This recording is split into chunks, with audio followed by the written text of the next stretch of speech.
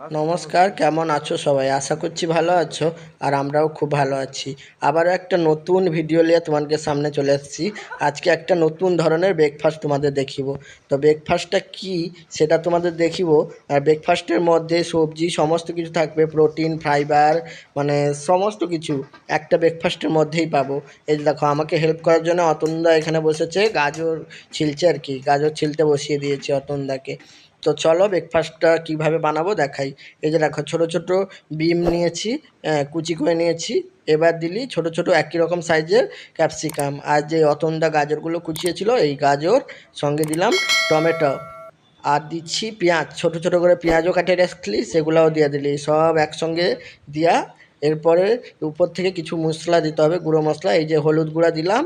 এবার দেবো এর মধ্যে 1 চামচ জিরে গুঁড়া। ঠিক আছে, জিরে গুঁড়াটাও পরিমাণ মতন দেবো। এই দেখো, জিরে গুঁড়াও দিয়ে দিলি। দিয়া এরপর এটাকে ভালো, গোলমরিচ গুঁড়া, তারপর দেবো পরিমাণ মতন লবণ, যার যেরকম লাগবে লবণটা দিয়ে দিও। তারপর এবার দিয়েছি 3-4টে ডিম। ডিমকে এর মধ্যে ফাটিয়ে দেবো, কাঁচা ডিম। হ্যাঁ, এ দেখো ডিম দিয়ে দিলি। এবার এগুলোকে সবগুলোকে একসঙ্গে ভালো করে মাখিতে হবে, ভালো করে চটকি চটকি চটকি চটকি করে ভালো করে মাখিতে হবে। ঠিক আছে, এবার দেবো এর মধ্যে আটা, যেই আটা কিনতে পাওয়া যায় সেই আটা এর মধ্যে দেওয়া। এবার ডিমে তো মাখানো হবে না, তারপর পরিমাণ মতন জলও দেবো। হ্যাঁ, জলটা দিয়ে ভালো করে এবার আবার মাখিব, একটা ভালো করে মানে ব্যাটার তৈরি করে নিলি। এবার উপর থেকে দিয়েছি কাঁচা লঙ্কা, কাঁচা লঙ্কাটাও দিয়ে ভালো করে আবার মাখিব। ভালো করে মাখি করে তারপর এটাকে কিছুক্ষণ রাখতে হবে, এরকম মাখিয়ে কিছুক্ষণ রাখতে হবে, যাতে ওই সবজিগুলোর ভিতরে নুন ফুন ঢুকে। এই দেখো, তাওয়া এদিকে বসিয়ে দিচ্ছি। তাওয়াতে দিলি 1 চামচ বাটার। এবার বাটারটাকে, তাওয়াটা ঘুরি চারদিকে ছড়িয়ে নিতে হবে বাটারটা। ঠিক আছে, তাওয়াটা গরম হয়েছে, এবারে বাটারও দিয়ে দিচ্ছি।